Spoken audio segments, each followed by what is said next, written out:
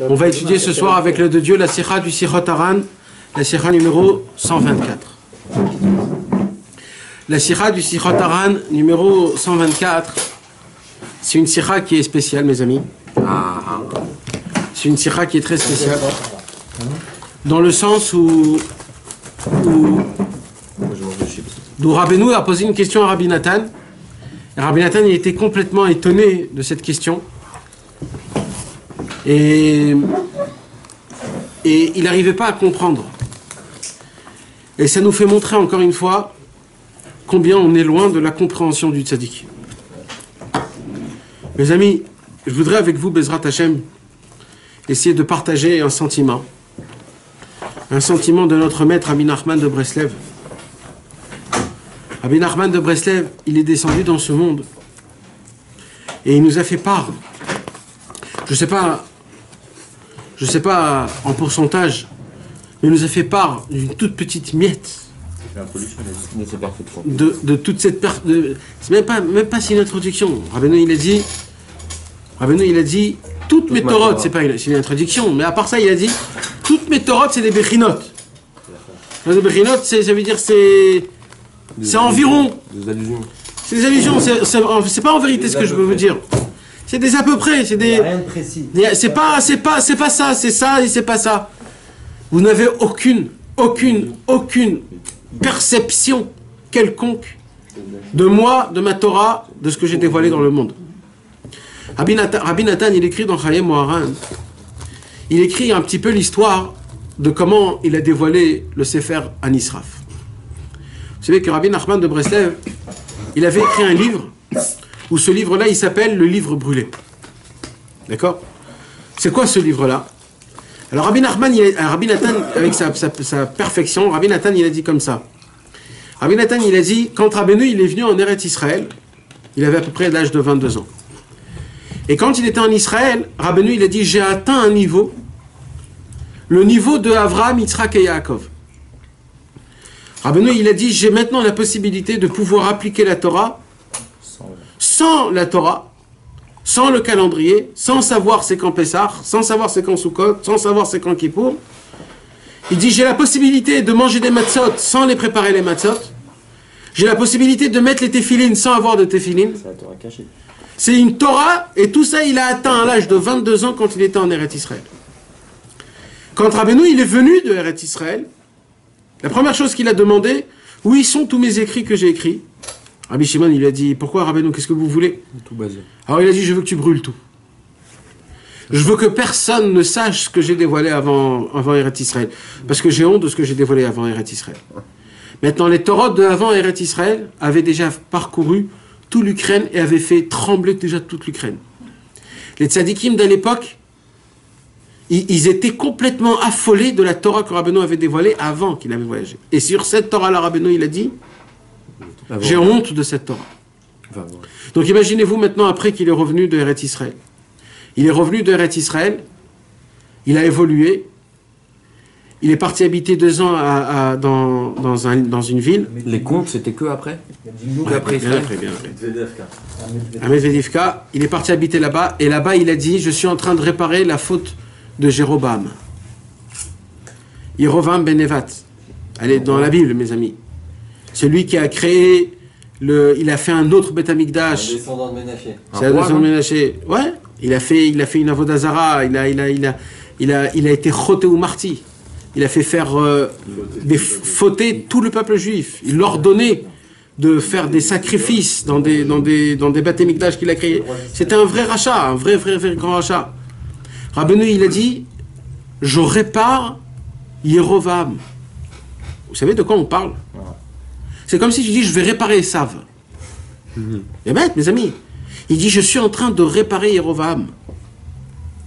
Il dit, Yerovam, il descend. À chaque fois que je commence à prier, il descend dans ma tête. Et pourquoi il a besoin de le taquer? Parce que Rabbeinu, il doit réparer le monde. Il faut réparer tout ce qu'il y a eu avant. Il faut tout réparer. Tout ce qu'il y a eu. Tout. Et Rabbeinu, il a dit, Yerovam, en personne, il descend dans sa tête, quand il commence à prier la Hamida. Et il dit, moi, ça me perturbe, parce que c'est Yerovam.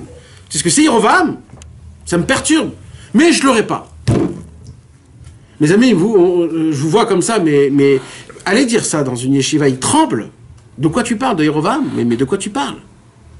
À l'âge de 23-24 ans, Rabbeinu, il a commencé à réparer. Rabbeinu, il a dit, j'ai atteint un niveau où là où je marche, je conquis. Et il a dit comme ça devant tous ses élèves. Il a dit, dès maintenant, le Yetzer Hara va laisser le monde en entier, il va se focaliser que sur moi. Et il disait, maintenant je vous mets en garde tous mes amis, tous mes élèves. Sachez que le Yetzer Hara a fait de nous son projet. Et dès aujourd'hui, là où on mettra la main, il nous mettra le pied. Le Kippour d'après, toute la ville de Breslev a brûlé. Toute la maison de Rabbeinu a brûlé. Rabbi Nathan, il est tombé malade, sa femme est tombée malade, ses enfants sont tombés malades. Rabbeinu, il a vu que le Yetzer Hara, il s'en prend à Rabbi Nathan, son cher élève, et à ses élèves. Il a dit, si c'est comme ça, eh ben c'est moi qui va partir. Le Yetzer Hara ne me trouvera pas. Et Rabbeinu part pendant 6 mois, personne ne sait où. Avec Rabbi Shimon, non? Non. Là, il est parti. Il est parti. Parce que le Yetzer Hara, il a pris pour lui un projet. C'est maintenant. Il s'est caché de ville en ville. Il cachait son nom. Il était. Ça pour protéger les. Ouais, parce qu'il pouvait pas supporter que le Yetzer Hara, il s'est pris à ses élèves. C'était le point faible de Rabbeinu, ça. Regardez comment Rabbeinu il était. Il a dit encore ma famille, tu peux. Mais mes élèves, tu les toucheras pas. Et il est parti. Il est parti de ville en ville. Il a été jeté et rejeté. Et là-bas, il a perdu sa femme. Là-bas, il a perdu ses enfants. Et là-bas, il écrit une lettre. Il dit, mes élèves, le Yetzer Hara, il est en train de vraiment de combattre contre moi. Je vous en supplie, mes élèves, priez pour moi parce que je dois mourir. Rabbeinu était perdu à Lemberg. Il devait mourir là-bas. Il devait mourir. Il a dit, je vous en supplie, rappelez-vous tous, mes élèves, ce que j'ai fait pour vous. Priez pour que je puisse le combattre. Tu sais dans quelle panique on était tous. Personne ne sait où il était, Rabbeinu. T'imagines, Rabbeinu, il part, on ne sait pas où il est, il t'envoie une lettre, et dans celle, il dit, je suis en train de mourir. Mais ils ont pété un câble, Rabbeinu avait à peine 25 ans. Rabbi Nathan, il a connu, ça fait à peine 2 ans. On ne connaît rien de Rabbeinu, c'est pas encore... À peine on vient de le découvrir, t'imagines la panique. Ils ont tous fait un tremblement de terre dans le ciel, ils ont fait. Et ils ont réussi à casser les pieds du Yetzer Hara. Rabbeinu s'est remis sur pied. Rabbeinu, il est revenu à Breslev. Mais sans sa femme, parce qu'il avait perdu sa femme. Maintenant, Rabbeinu, il a dit comme ça. Il a dit, aujourd'hui, j'ai atteint un niveau où si je dois servir Hachem pendant 70 ans d'affilée, eh bien ce niveau-là que je vais gagner en 70 ans d'affilée, aujourd'hui, je peux servir Hachem en 1 heure, ce qu'un homme normal, il peut servir Hachem en 70 ans. Vous comprenez de quoi ce que je suis en train de vous dire? Pas du tout. Si. Après, Rabbeinu, il a dit, et ces 70 ans-là, qu'un homme, il peut servir pendant 70 ans en 1 heure, aujourd'hui, je le fais en 1 seconde, il a dit Rabbeinu. Rabbi Nathan, il a dit, Rabbi Nachman, chaque respiration qu'il faisait et expiration qu'il faisait, il changeait de niveau comme d'un non-juif à un juif. Chaque respiration. Et ça, c'était encore 5 ans avant qu'il est mort. Encore avant qu'il a dévoilé le Sipurim Asiot. Rabbeinu, il était assis Motzei Shabbat. Après tout ça, hein, je vous dis historiquement comment les paroles ils ont été faites. Et un jour, il dit, je peux apprendre, même au tzaddik, au plus grand, qui n'a pas encore commencé à servir Hachem. Je peux lui apprendre comment servir Hachem, même le tzaddik le plus grand au monde. Il a dit, mais malasot, mais que faire que je ne suis entendu de nulle part. Un jour, Rabbeinu appelle Rabbi Nathan, il lui dit, j'ai un cadeau à te faire. Rabbi Nathan, il vient, il dit, oui, c'est quoi? Il dit, tu vas rentrer demain matin dans ma chambre et tu te prépares. Rabbi Nathan, il a eu très peur. Il a dormi chez Rabbeinu, il a prié très tôt, il frappe à la porte de chez Rabbeinu le matin, il rentre, et lui dit, prends un papier et un crayon. Rabbeinu, il s'est assis au fond de la pièce. Sa face était en face d'un mur. On ne voyait pas sa figure. Rabbeinu disait des paroles et Rabbi Nathan, il écrivait. Rabbeinu, il a donné à Rabbi Nathan un livre qui s'appelle le livre brûlé. Il lui a dit, recopie ce livre. Je veux que tu recopies ce livre. Et Rabbi Nathan, pendant une journée en entière, sans s'arrêter, il a fait que écrire. Mais il n'a rien compris. Donc il l'avait pas brûlé, Rabbi Shimon, alors. Alors attends. Ça, il a brûlé les premières Torahs avant Eretz Israël. Attends. De tout ça, il n'a pas compris. Alors maintenant, en plein milieu qu'il écrivait, Rabbeinu, il dit, Rabbi Nathan, tu sais pas du tout ce que tu es en train de faire. Alors Rabbi Nathan, avec toute humilité, il a dit, Nachon, Rabbeinu, je sais pas ce que je suis en train de faire. Rabbeinu a dit, tu sais même pas ce que tu sais pas. Tu sais même pas ce que tu sais pas. À la fin de la journée, il a terminé de recopier un livre en entier. Et il lui dit, sache une chose, que personne au monde, même aucun tzaddik au monde le plus grand, peut comprendre ce livre. Il dit, parce que pour comprendre ce livre, il faut être le plus grand des tzaddikim, il faut être le plus sage des sages. Il faut être un expert dans les 7 sagesses. Dans la médecine, dans la musique, dans l'astronomie, dans l'architecture, dans les mathématiques. Un tzaddik tout seul, ça suffit pas. Un sage tout seul, ça suffit pas. Il faut un tzaddik et aussi un sage qui est un expert dans les 7 sagesses. Et peut-être, qui pourra peut-être comprendre quelque chose de ce livre-là. Rabbeinu a 27 ans à cet âge-là. 27 ans, mes amis. Il écrit ce livre. Rabbi Nathan, il a dit, quand je suis sorti de la pièce de Rabbi Nathan, après que j'ai écrit pendant 18 heures, je me suis senti comme Rabbi Shimon Bar Yochai, il est sorti de la grotte. J'avais la même sensation. Je suis sorti, je ne sais pas dans quel monde j'étais. Rabbi Nathan, il dit, mais mes amis, c'est pas tout. Parce que Rabbeinu avait un livre encore plus fort que ça. Rabbeinu avait un livre qui s'appelle le livre sacré. Caché, non? Le livre, le Sefer Haganouz. Haganouz. Il reste des pages de ça. Non. Non, c'est pas celui-là. Du Sefer Haganouz, il a dit, par contre, Moi. par contre, le Sefer Haganouz, il a dit ça, personne au monde ne l'a vu. Il a dit, Rabbeinu, même moi, quand j'ai écrit ce livre, mon corps n'était pas ici, dans ce monde. Il dit, Rabbi Nathan, maintenant, essayez un tout petit peu d'avoir la perception de c'est quoi Rabbi Nachman de Breslev. Et ça, c'était encore avant de mourir, parce qu'avant de mourir, il atteignait des niveaux qu'on peut même pas s'imaginer. Il dit, le Sefer Haganouz, il n'y aura qu'une seule personne qui pourra donner quelques petites explications dessus. C'est que Mashiach. Personne d'autre pourra comprendre, connaître ou voir ou avoir une perception de ce qui avait été écrit dans le Sefer Haganouz. Et ça, c'est Rabbi Nachman de Breslev qui l'a dévoilé. Avant de mourir, Rabbeinu, il est venu, il a appelé Rabbi Shimon, et Rabbeinu, il était en train de pleurer. Vous savez ce que c'est de voir quand Rabbeinu, il pleure, mes amis? C'est pas ce que vous croyez. C'est pas du tout ce que vous croyez. Parce que nous, on a un petit peu vu Rabbi Israël. Rabbi Israël, c'est un petit peu un exemple de à quoi ça ressemblait à l'époque. Quand Rabbi Israël, il nous parlait et qu'il pleurait, personne ne pouvait rester dans la chambre. Tellement que tu te sentais mal. C'était pas un pleur de misère ou un pleur de miséricorde.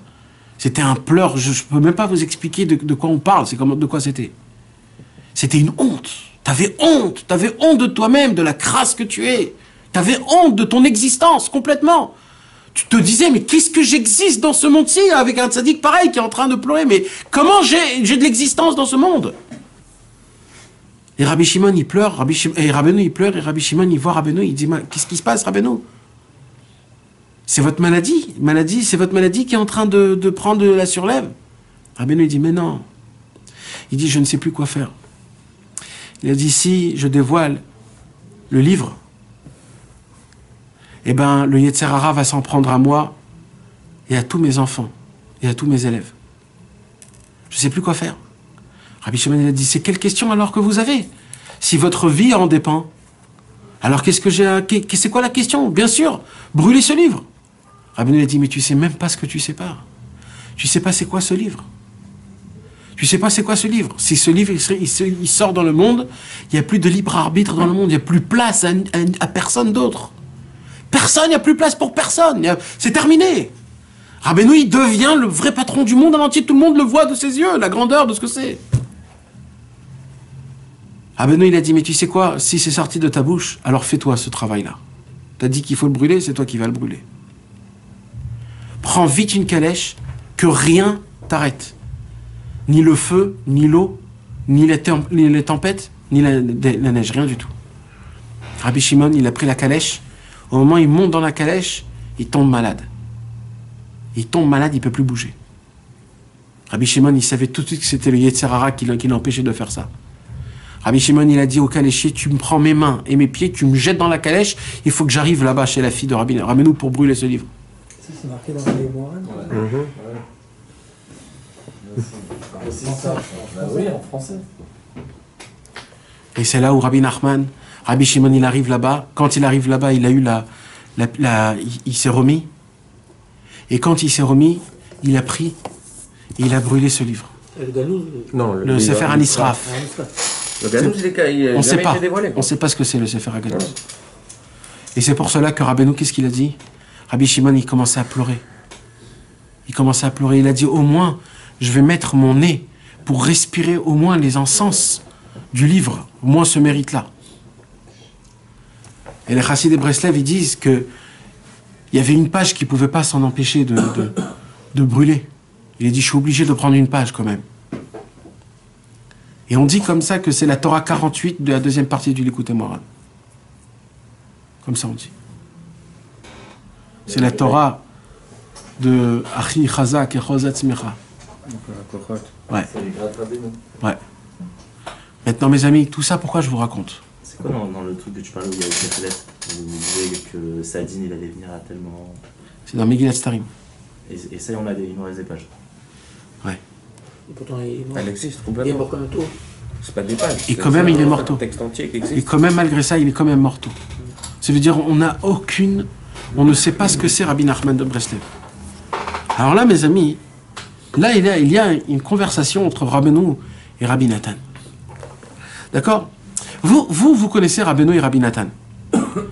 Vous avez des livres, vous avez lu un petit peu sa vie, un petit peu ses projets qu'il a fait, les Torot qu'il a dit, les renforcements que Rabbeinu nous renforce en nous disant qu'on peut toujours avancer, que jamais c'est perdu, qu'on peut... Tout ce genre de paroles-là. Et là, d'un coup, et c'est ça mes amis que j'ai besoin que vous ressentez dans cette sira-là maintenant. Rabbeinu, il était dans un monde où il ne pouvait pas se déshabiller devant nous. Il ne pouvait pas se dévoiler vraiment. Parce que, je ne sais pas si vous comprenez, mais on était tellement loin vis-à-vis de lui. Il était tellement loin à des milliards de kilomètres que d'un côté, il a su nous parler à nous. Mais de la façon de comment lui, il voulait nous faire passer le message, on ne sera jamais apte au monde de pouvoir comprendre ce que Rabbeinu voulait nous donner. Un jour, Rabbi Nachman de Breslev a béni un de ses élèves, un des très importants, qui puisse comprendre les blagues qu'il raconte 10 000 ans après la résurrection des morts. Comprenez cette parole, mes amis?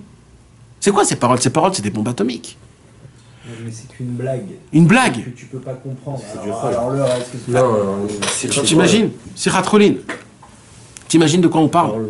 Mais il a dit que c'est que Rabbi Nathan qui était apte à comprendre un tout petit peu. Pas à comprendre. l'intention. Pas à comprendre, à Déchiffrer l'intention. pas à déchiffrer, à mettre à l'écrit. L'intention. C'est exact. C'est-à-dire ce que nous, on doit recevoir. Mais même Rabbi Nathan ne connaissait pas Rabbeinu. Et puis à l'époque de Même Rabbi Nathan. ses élèves de l'époque, ils étaient plus capables que nous. Mais quoi, de quoi tu parles? Non, C'était des tzadikim, comme voilà. tu peux. Ils voyaient les Onavi comme plus récemment que leurs femmes. Et alors et de là. Et eux, ils comprenaient pas Rabbeinu. alors, qu'est-ce que tu veux? Non, mais ça veut dire que. C'était des gens qui parlaient avec des morts. C'était des gens qui étudiaient avec des anges. C'est que Rabbeinu. Rabbeinu, il avait un élève qui s'appelait Rabbi Shmuel Aizik qui montait tous les soirs et qui choisissait la yeshiva dans quelle yeshiva il s'assoit. Tu sais de quoi je te parle? Et il écrit dans ce livre, hier soir j'ai étudié avec Rabbi Akiva et c'est ça qu'on a appris. Avant-hier, j'ai étudié avec Rabban Gamliel. Et c'est ça qu'on a appris. Ça, c'est les élèves de Rabbeinu. On n'est même pas existant. Et après, on parle des autres rabbanim. Mais laisse tomber. Moi, ce que je veux arriver, moi, ce qu'on veut arriver, c'est ça. Mais pourtant, Rabbeinu, c'est pour maintenant qu'il a acquis ces droits-là. Alors, C'est pour maintenant, c'était pas pour avant. alors, sache une chose. On n'a aucune perception, même des écrits. Ça veut dire, Rabbeinu, il a dit, En yush ba'olam klal, le désespoir n'existe pas. Alors, ça veut dire quoi, le désespoir n'existe pas? Ça veut dire que le désespoir n'existe pas. Aucun homme, grâce à Rabbeinu, il a le droit de désespérer. Parce qu'il y a un espoir partout. Alors toi, tu comprends la parole, plus ou moins. Le désespoir n'existe pas. Et bien, sache une chose, qu'en vérité, tu ne sais pas ce que ça veut dire, le désespoir n'existe pas. Ça veut dire ce que ça veut dire dans le pshat. Ça reste, le pshat, il reste. Mais ce que ça veut dire réellement, de la façon ou la raison pour laquelle Rabbeinu l'a dit, personne ne sait ce que c'est. Parce qu'en vérité, Rabbeinu, il se parlait à soi-même. Tout ce qu'il a dévoilé, il se disait à soi-même, Berklat. C'est même pas pour nous. Aujourd'hui à notre Ouais. Mais maintenant, on peut l'interpréter. Pourquoi on peut l'interpréter? Parce que Rabbi Nathan, il a aussi interprété pour nous, tu comprends? Mais quand tu veux regarder à la racine des paroles de Rabbeinu, Rabbeinu, il dit, personne m'a compris. Personne ne m'a compris. Personne ne sait réellement ce que moi je veux. Sauf Rabbi Nathan, qu'il a su mâcher les mots, il a su mâcher l'interprétation de Rabbi Nachman la plus propre possible, et il nous l'a donnée. Mais c'est 1% de ce que Rabbeinu il avait vraiment. Il voulait nous donner même 1%, c'est même exagéré. C'est grave alors. Alors regarde ce qu'il dit Rabbeinu. Pa mechat sha'al oti belashon teima. Une fois, il m'a posé en s'étonnant. Rabbeinu a posé à Rabbi Nathan une question en s'étonnant. Hashamata mimeni divrei moussar. Est-ce qu'un jour vous avez entendu des paroles de moralité? Du moussar? De moi. De ma part? Qu'est-ce que vous aurez dit, vous? Avec du moussard. Hein? Bah, c'est quoi? C'est un moussard. Écoutez-moi, Ran. C'est-à-dire que ça n'a rien à voir. C'est du moussard, non? C'est quoi du moussard? Moussard, c'est de la morale, c'est te redonner de la force. Un peu de te faire peur, quoi. De te booster, d'essayer de te réveiller, de te donner l'envie de servir Hachem. Ouais, mais c'est pas un peu genre si c'est pas ça, c'est ça, ou si c'est ça, c'est pas ça. Non, il y a plusieurs sortes de mots. Non. On fait ça, pas ça, ou ça. Oui, c'est aussi ça, mais ça veut dire en gros le moussard, c'est de te réveiller, quoi. C'est ça en gros, on va dire. Tu comprends? Non, l'avdafka. Alors voilà. Moussard d'encouragement. Alors, Rabbi Nathan, il était complètement étonné. Il a dit, attends, je comprends pas, Rabbi Nathan. Alors attends, qu'est-ce qu'il dit là, Rabbi V'amar, et il a continué, Rabbeinu, à dire, chez Eno Yachol Lomar divrei moussar. Il a dit, c'est impossible pour moi de dire du moussar. Qui n'était pas capable de parler de morale. Voilà. C'est impossible pour moi. Il dit, Rabbeinu, c'est pas possible. Pourquoi? Écoutez bien, mes amis, comment c'est fort. Ki kol dibour moussar, sheli, ou moutbal ou mourchatz bedmaot. Lis-le en français. Il est trempé. Car chacune de ces paroles ayant trait à la morale était baignée de larmes. Baigné de larmes. Mal. Moutbal ou mourchatz. C'est pas baigné. Si, baigné. Baigné et trempé. C'était trempé et baigné dans l'eau. Dans les larmes. Dans les larmes. Et alors? Je vais t'expliquer. Baigné dans les larmes, quoi, c'est ça qu'il veut dire. Ça veut dire qu'avant qu'il te dise une parole de moussard, Il a pleuré dessus. ah ben nous pendant ce temps-là, il a pleuré des tonneaux d'eau, de larmes, avant de dire une parole de moussard. C'est pas qu'il vient qui te dit, oh frère, il faut se réveiller là, il faut faire khatzot, il faut... Non, c'est pas ça. C'est avant de venir et de te faire un peu de moralité. D'abord, Rabbeinu, il va aller dans Hitbod des doutes, il va commencer à pleurer à Hachem.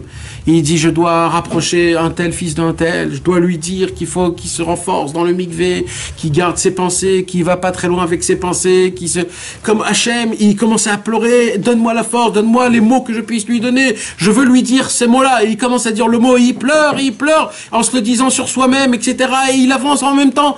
Et il pleurait des tonneaux et des tonneaux d'eau. Maintenant, vous croyez, mes amis, que c'est un gouzma, ça veut dire c'est exagéré quand il dit ici baigné dans des larmes, c'est pas du tout un exagérement. Vous savez que Rabbi Israël Ber, il raconte sur Rabbi Israël Cordonneur, son maître, il raconte, il dit, moi, j'ai vu ce que j'ai vu. Il dit, vous voulez, vous pouvez y croire, si vous voulez, vous n'y croyez pas, je m'en fous complètement. Moi, je raconte ce que j'ai vu. Il dit, moi, je raconte ce que j'ai vu. Quand on rentrait chez Rabbi Shimon Bar Yochai, et on voyait Rabbi Israël Cordonneur, on lavait la tombe de Rabbi Shimon Bar Yochai, on lavait la tombe de Rabbi Shimon Bar Yochai avec les larmes qu'il avait pleurées. On lavait sa tombe avec ses larmes. Il disait, il y avait des moments où on rentrait chez Rabbi Shimon Bar Yochai en plein été, on ne comprenait pas pourquoi le parterre était rempli d'eau. Vous comprenez de ce que je suis en train de vous dire, mes amis? Et c'était que Rabbi Israël Cordonneur, il pleurait, il faisait une flaque d'eau. Et il dit Rabbi Israël Ber, normalement, un homme quand il pleure, ça arrive à sa fin. Et il dit, mais là je vois, chez Rabbi Israël Cordonneur, que plus il pleurait, plus il y en avait encore. Il fallait l'arrêter par force. Mes amis, il y a à peine 100 ans, ça, de cette histoire. Il y a à peine 100 ans, même pas. Il y a à peine 99 ans. Rabbi Israël Cordonneur est mort il y a à peine 100 ans. Il y a encore des gens qui pouvaient les voir. Vous imaginez de quelle force qu'on parle? C'est quoi cette machine? C'est une machine. Si ça c'est l'élève de Rabbeinu, quand Rabbeinu il dit baigner dans des larmes, c'était mamache, des tonneaux d'eau. Des citernes d'eau mamache. L'élève de Rabbeinu et sans avoir connu. J'ai pas très bien compris, alors pourquoi il ne peut pas les donner? Alors attends, 2 secondes, on n'a pas encore pris 2 secondes. Alors maintenant, il y a une deuxième chose qu'il faut que vous compreniez. Il y a un jour une histoire où un jour Rabbi Nachman de Breslev, il a donné en cadeau son talit à Rabbi Youdel. Alors Rabbeinu, il lui a donné le talit, il lui a dit fais très attention à ce talit. Il dit pourquoi? Il dit parce que comme de fil il y a dans ce talit, comme ça de larmes j'ai versé pour savoir c'est quoi un talit. Vous croyez que ça aussi c'est un exagération ou alors un poème pour l'écrire dans un livre pour que ça fasse une belle phrase dans un livre? Rabbeinu, il voulait savoir c'est quoi le talit dans la racine. Comment je peux servir Hachem à la perfection avec le talit. Et Rabbeinu, il a pleuré le nombre de larmes de ce qu'on peut mettre de cheveux dans un talit, de fils dans un talit. Vous imaginez de quoi on parle? Donc Rabbeinu, il a dit, donc garde-le bien ce talit. Parce que combien de larmes j'ai pleuré pour ce talit. Alors venez, on continue pour comprendre c'est quoi le sens que Rabbeinu voulait nous dire. Là, il m'a traduit. Alors comment il dit là? Une fois, Rabbeinu m'a demandé, avec étonnement, m'as-tu entendu faire une remontrance à quelqu'un? Du vrai moussard. Il a ajouté qu'il ne pouvait pas dire des paroles de remontrance à qui que ce soit, car s'il prononçait ce genre de paroles, son interlocuteur, donc Non, celui attends, il qui n'a pas écoute, compris. son Attends. interlocuteur, non, Attends. Non, il a raison. son interlocuteur serait de suite touché au plus profond de lui et fondrait en larmes. C'est-à-dire que son interlocuteur qui ne pourrait pas Ça a écouter été le très mal moussard, traduit, sinon ça. il pleurait, il ne pourrait pas. Ça a été C'est tout très ce qui est mal écrit en traduit. hébreu. Ça, c'est pas du tout ce que Parce c'est. que Attends, ça, c'est par pas la contre, suite, ça ça rejoint ton écrit en hébreu. Celui-là, pas du tout. Celui-là, on dirait qu'il a été. Il a interprété. C'est le contraire de ce que tu dis. Ouais. On comprend pas que c'est Rabbeinu qui Ça n'a pleure. rien à voir. Là, ce que tu as dit là tout à l'heure, c'est exactement la même traduction. Ouais, c'est ça. Ils sont très mal. Non, celui-là, pas du tout. Relis en hébreu. Tam echad sha'al oti belashon teima. Hashamata mimeni divrei musar. ואמר שאינו יכול לומר דברי מוסר כי כל דיבור מוסר שלי הוא מוטבל ומורחץ בדמעות. Non, c'est le dibour qui est moudbal. Sheli ou Moudbal. Ken, זה הדיבור. ומחמת זה אינו יכול לומר מוסר בפירוש. אבל זה... Ah, C'est oui, mais Béferouche, qu'est-ce qu'il Ouais, j'ai qu'est-ce pas qu'il compris entend pourquoi par il là? peut pas dire. Pourquoi il peut pas les dire? Et alors, il est baigné de larmes, il pourrait les dire quand même. Que par allusion, alors quoi? Attendez mes amis, venez on lit la sikha. Ah, alors vas-y, ouais. Ah parce que... Non, Rabbi Nathan... peut-être qu'il a une Non mais... explication à ce qui s'est fait. Ah, mais c'est grave, Tu as compris, mais même. C'est grave. C'est pour ça qu'il faut lire en hébreu, papa. Mais ouais, toujours en hébreu. Non, mais là, à la fin, là, quand tu sors. Mais même ça, c'est pas émouvant. Dis Anelo et Rol parce que mes paroles. Attends, non, alors pour l'instant, on elles sont comprend pas. béliers, tu peux quand même les donner. Oui, mais béliers. attends. Non, mais c'est-à-dire, tu t'imagines. Ça veut dire comme il devrait pleurer. Ça veut dire. À chaque fois qu'il devrait faire, il devrait pleurer beaucoup. C'est pour ça que. Eh oui, c'est trop. C'est trop. C'est-à-dire, moi, ce que je te donne. Moi, je peux pas te les donner parce que c'est trop. Ça veut dire, je peux te donner une partie. Parce qu'il y a tellement de quoi qu'il faut pleurer. Pour dire 50 mots de Moussa, il faut que je pleure des tonneaux d'eau. C'est ça que ça veut Tu dire. t'imagines donc le travail que ça veut dire. Donc c'est pour ça, pour moi, peux pas le de dire mes paroles en sorte de Moussard, c'est très difficile. En moralité, c'est très très très difficile. Vous comprenez ce que c'est en train de dire? Maintenant, on ne comprend pas encore à la perfection ce que c'est en train de dire. Alors là, Rabbi Nathan, il va nous expliquer qu'est-ce qu'on est en train d'étudier. D'accord? Vas-y. Ça a l'air de. Alors, viens maintenant, on continue en français. Ou Bitrila. Au premier abord.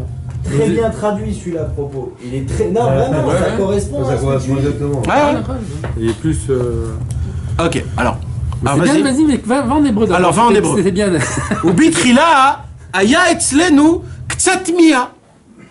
Au début, Rabbi Nathan, Un peu d'étonnement. il était très étonné en se disant, mais c'est quoi la parole que Rabbeinu vient de dire?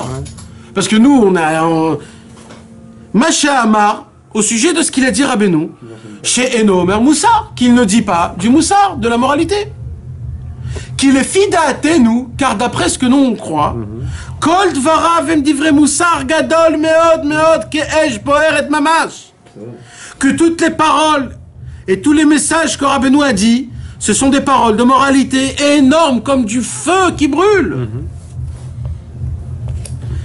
Ach behemet, mais en vérité, Rabbi Nathan il dit, Lo haya ragil lomar divrei Moussar befirouche kederech hamochichim. Mais en vérité, Rabbeinu n'avait pas l'habitude de parler comme Ceux qui font les remontrances. les tzadikim à l'époque qui montaient sur la Torah. Vous savez qu'à l'époque, il y avait Prédicateur, il a dit. des prédicateurs. Il y avait à l'époque des tzadikim, ça s'appelle des magidim. Des magides. Le magid de Zlotchov, le magid de Polna'a, il y avait plusieurs, des magidim. C'est quoi des magidim? Non, alors, sauf le magid de Mezrich. C'est vrai que le magid c'est pareil, mais c'est pas, lui, non. Lui, il s'appelle comme ça. Quoi. Ouais. Magid, ça vient du mot Qui dit Magid, voilà. C'est-à-dire, il parle. Maintenant, Magid, c'est une parole dure. Dur, ouais. D'accord? C'est comme Veyagid lecha. Leagid lecha. Quand on dit Leagid, c'est une parole qui est dure. C'est pas Vayomer. Vayomer, c'est plus coulant. Guide, la guide, c'est caché qui guide. Ordonné. Voilà. En hébreu moderne. Non, en Lachon Kodesh. Non, on est moderne aussi, Moderne, Yoga. guide lecha, c'est pas. Ania guide lecha. C'est genre, c'est plus fort que. C'est plus fort. C'est plus fort, Chani. C'est plus fort, ouais. La guide, c'est vraiment vers toi. Voilà. C'est la guide. Tu dis toujours à quelqu'un. Plus important, ouais. Alors, Sur Loumar, tu peux parler comme ça. alors c'est quoi ma guide? Alors, Ouais, guide. dis-moi. Alors, Ouais, c'est plus. alors c'est quoi le taguide? C'est quoi un magid? C'est des rabbinim qui montaient sur la Teva et qui commençaient. C'est des gens qui se payaient, hein. À l'époque, on payait des megidim. À sermonner, ça veut dire sermonner. Sermonner, ouais. Sermonner. Sermonner, ouais. Ils payaient, à l'époque, ils payaient des gens pour qu'ils nous remettent un peu les. Moussard dur. Voilà, qu'ils nous remettent un peu pas, on s'est trop lâché. Vous faites que des conneries. Voilà, alors ils montaient, ils commençaient à dire oh malheur à cette vie, comment vous avez osé de toucher comme ça, de faire des choses pareilles, qu'est-ce que c'est grave, oh ils commençaient à pleurer, les gens ils voyaient ça. Il parle comme ça. Alors maintenant à l'époque il y avait il y avait des paroles qui étaient un peu difficiles, tu sais, des fois ils étaient difficiles, c'est dur. Comment tu oses faire des choses comme ça, t'as pas honte? T'as pas honte de faire des choses comme ça? Comment t'as osé, etc. C'est un peu difficile, tu comprends? C'est dur. Alors, en vérité, Rabbeinu n'a jamais parlé de cette façon-là.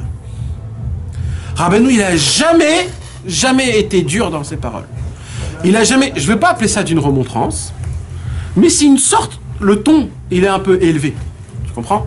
Quand Rabbeinu, il te parlait, c'était jamais du moussard. Maintenant, c'est un chidouche, mes amis. Nous, on n'a pas l'habitude parce qu'on ne sait pas ce que c'est le vrai moussard. Mais vous savez que le moussard, mes amis, quand on étudie du moussard, on l'étudie pas comme un livre stam. Vous savez qu'il y a un nigoun spécial pour étudier le moussard. Rabbi Israël Salanter, il a institué le moussar, l'étude du moussar, C'est quoi? avec un nigoun de moussar. Tu peux le faire là? Le nigoun du moussar, c'est imagine-toi que tu es dans une teva et que tu es en train de parler à quelqu'un d'autre. Vas-y, tu peux le faire là? Non, je peux pas le faire. Il faut un livre de moussar pour ça, pour que je te fasse montrer.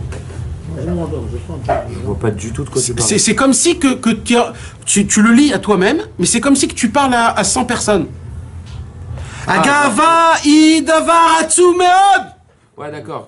Ça veut dire c'est tu une le- proclamation, quoi. C'est dur, c'est des paroles qui sont secs. Ouais. C'est comme si que tu donnes des ordres. Tu fais le Maguide, quoi. Ouais. Tu comprends? Il faisait pas ça Rabbeinu juste sur les chants de Shabbat? Non.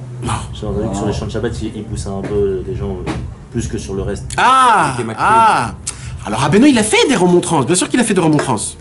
Mais en général, toutes les paroles que Rabbeinu a parlé de base, c'est-à-dire quand il te parlait de Moussar, du Tikkun Abri, de Chatzot, de Idbodedou, de Simcha, de tout ça, c'était pas Chas v'Shalom des paroles dures.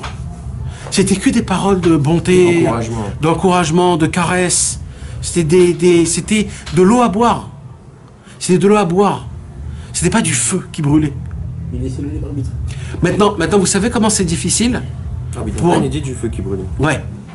Il croyait. Nous, quand on entendait, on voyait ça comme si c'était du feu brûlé. Mais de base, Rabbeinu, lui, quand il parlait, c'était de l'eau qui coulait. En fait, c'était pas des paroles qui étaient difficiles. Maintenant, imaginez-vous. C'est ce qu'on ressent aujourd'hui aussi. Hein. Attends, c'est pour ça. Non, on ressent pas ça du tout parce qu'on sait même pas de quoi on parle. On ressent pas ce qu'il veut dire. Mais maintenant, moi, ce que je veux que vous compreniez, c'est maintenant, imaginez-vous, votre enfant, il a fait une bêtise. D'accord? Il vient de faire une vraie bêtise. Et à la maison, donc la première chose qu'on fait, c'est quoi? Vite, on vient reprendre. Qu'est-ce que tu as fait? Oh là là, c'est très grave, regarde ce que tu as fait, etc. etc. Là, qu'est-ce qu'on fait à l'enfant? Une remontrance.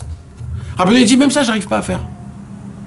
Il dit, comment tu dois faire? Tu dois lui prendre et lui parler comme de l'eau qui coule, avec de la gentillesse, en lui criant. De crier, il n'y a aucun problème, mais c'est de la façon de comment tu vas dire les choses. Il ne faut pas que ça soit comme si c'était une remontrance. Il faut que ça soit comme si que tu lui apprends. Tu lui apprends quelque chose, tu l'encourages, tu lui donnes l'envie d'appliquer. Vous allez voir, mes amis. Sans crier. Pourquoi ça va? Non, la crise, des fois, c'est la hitlavut, c'est la ferveur.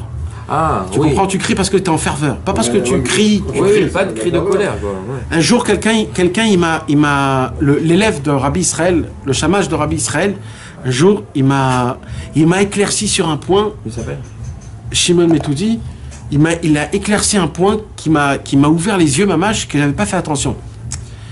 Il m'a dit, tu pouvais aller voir Rabbi Israël, lui poser plein de questions d'Avodat Hashem, de lui poser Et Rabbi Israël, il répondait pas comme on avait l'habitude de répondre. Ça veut dire, pas tout le temps, il te répondait en fonction de ta question.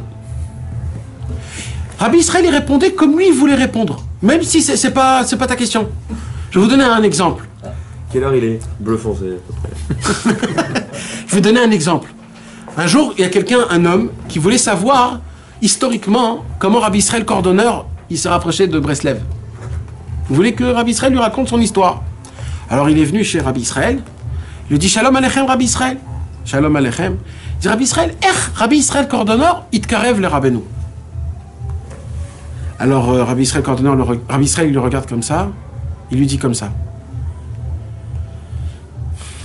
Rabbi Israël Cordonneur, il s'est rapproché de Rabbeinu, tu sais comment? Quand Rabbi Israël Cordonneur, il rapprochait des gens à Rabbeinu, comme ça Rabbeinu l'a rapproché de lui. C'est la réponse. Oui, mais c'est pas la réponse que lui voulait entendre. Parce que lui, il voulait entendre une réponse historique, c'est-à-dire une histoire. Il voulait savoir comment, historiquement, il s'est rapproché. La première fois. Il y a une histoire, comment il s'est rapproché. Il lui a pas répondu, il a pas dit c'est quoi. Il lui a donné le secret de Béhémet, ça a été quand qu'il s'est vraiment rapproché de Rabbeinu. Ouais. Et il nous a fait faire passer un message dans ça. Que comment tu arrives à te rapprocher à Rabbeinu? En rapprochant les autres. T'as compris le Inyan? Donc pas compris. Si. Donc, t'as compris comment c'est fort, comment il a fait rentrer la nuance? Alors, tu m'as posé la question comment il s'est rapproché, je vais dire comment il s'est rapproché. Lui, il rapprochait des gens à Rabbeinu, comme ça il s'est rapproché de Rabbeinu. Comme ça, Rabbi Israël là. Exactement, et ça continuera encore. Alors lui, le monsieur, il est devenu blanc parce que lui, il voulait s'entendre. Mais vadaï, il faut être Rabbi Israël Ber. C'est ça la grandeur de Rabbi Israël.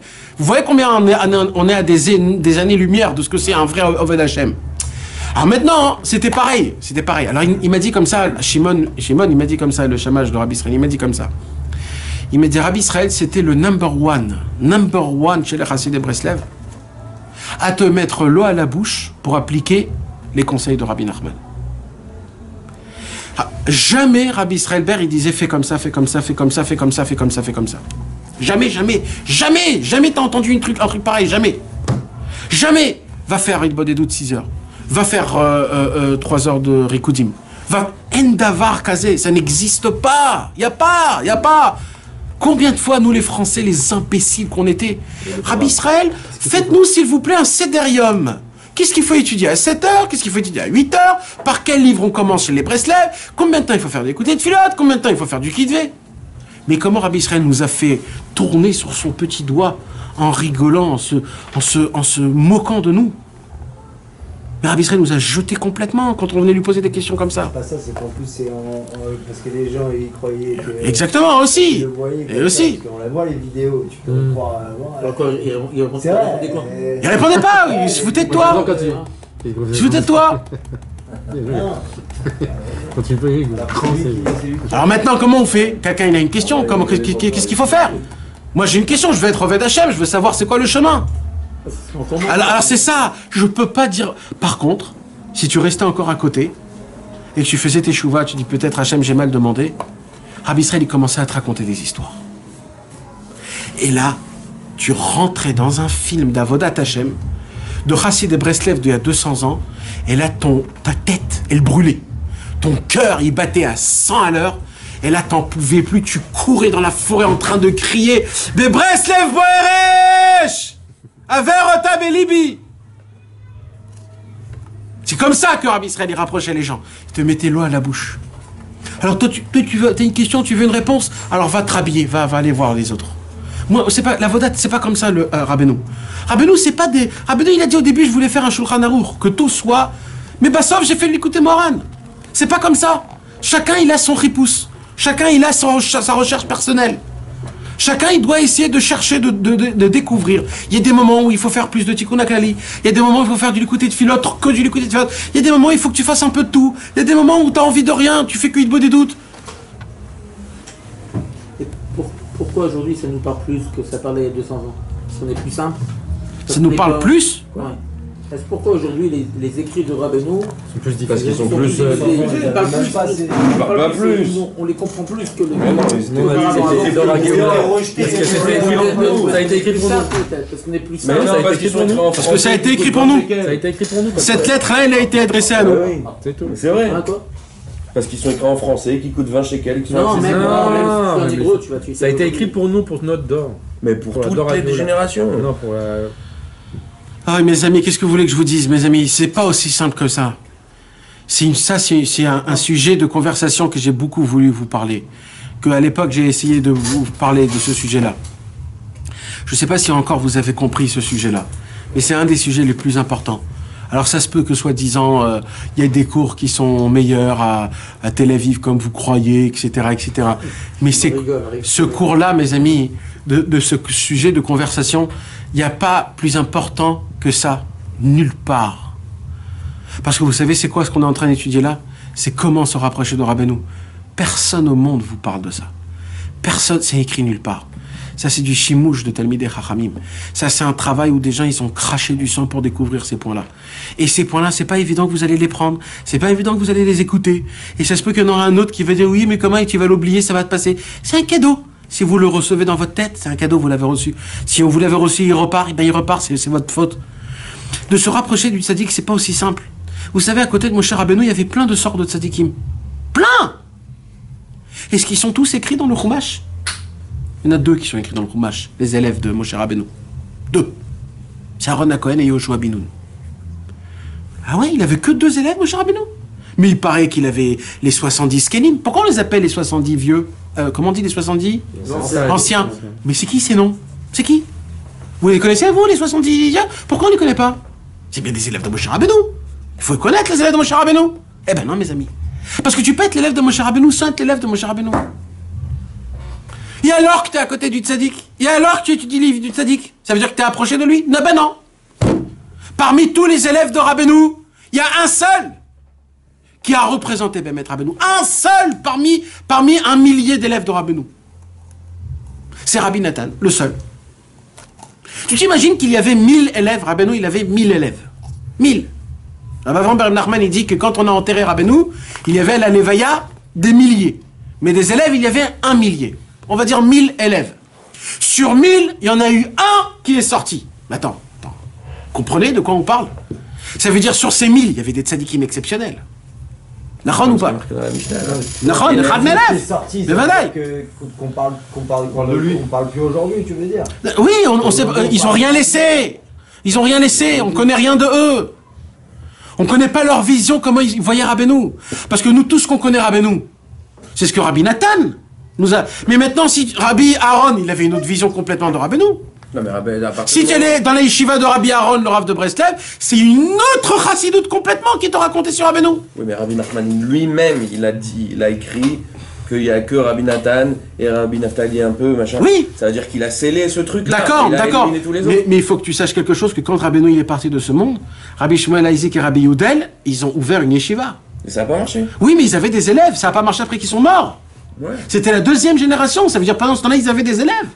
Ils avaient des dizaines d'élèves. Il y avait un autre aussi qui s'appelait Rabbi Nachman Michar Shivote. Et lui, il disait que c'est la continuation de Rabbeinu. Tu vous imaginez? Quoi, un élève de Rabbeinu? C'est un élève de Rabbeinu qui disait que c'était la continuation. Il s'appelait Rabbi Nachman. Ouais. Donc le problème c'était de vouloir continuer Rabbi Nachman. Rabbi Nachman Non, mais lui, il était Rabbi apte. Nathan, il a dit après Rabbi Nachman. Nachon, mais ça c'est Rabbi Nathan qui l'a dit. Oui. Mais il y en a un autre. Il y en a un autre qui dit, qui est de le même âge, le même truc. Qui me dit qui je dois y aller maintenant? Je suis maintenant où je dois y aller? Aujourd'hui, je comprends Rabbi Nathan parce qu'on voit sa grandeur, mais à l'époque, où il n'y avait encore rien. À l'époque, Rabbeinu, il a dit lui-même. Oui, mais c'était pas aussi pachout que ça, parce qu'il a dit plein de paroles sur plein d'autres. Il a dit à Rabbi Aaron, le Rav de Breslev, que lui, j'ai pris mon sroutavot pour l'emmener. Il est propre comme jamais. Il faut remercier les chevaux qui l'ont ramené. Quand tu entends des paroles de ça, de Rabbi Aaron, tu poses des questions.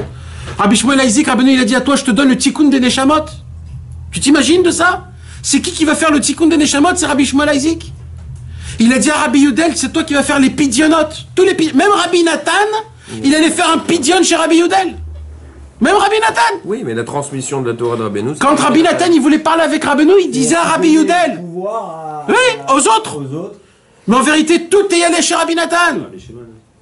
Et Rabbi Shimon, il y a eu le chamage dans le monde futur. Mais vous comprenez de quoi on parle? C'est quoi cette équipe-là? C'est une équipe de fous.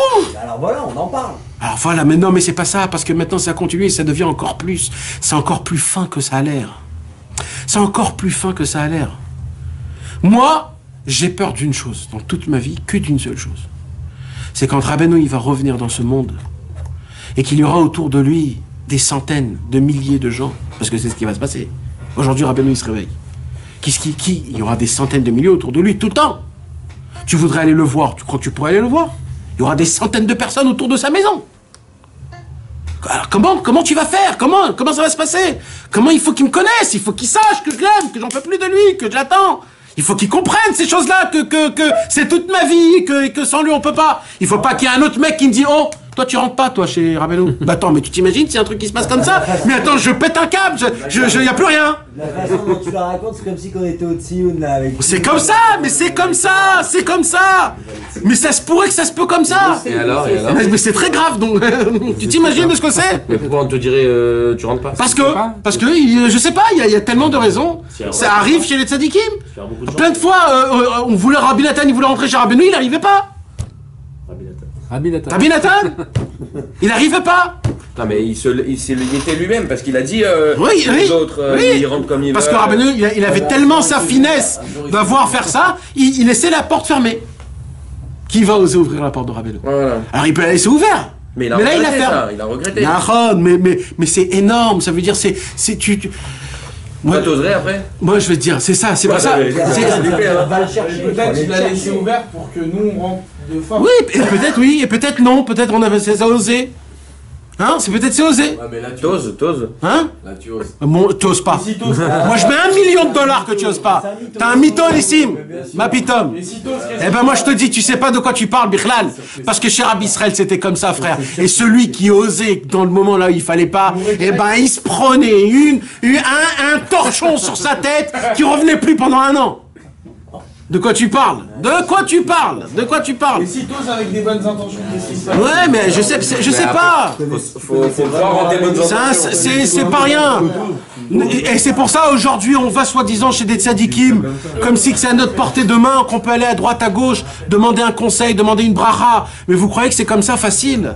Pour arriver chez le tzaddik, il faut suer, il faut se fatiguer. Et même aujourd'hui, mes amis, ne croyez pas qu'on a accès à Rabbi Nachman. On n'a pas accès à Rabbi Nachman.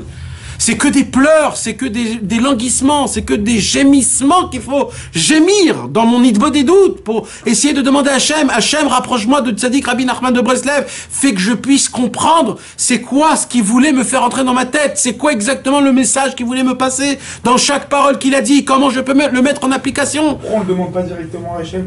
Ben oui, Hachem, c'est ce que je dis, de demander à Hachem. Non, mais de comprendre tout ça.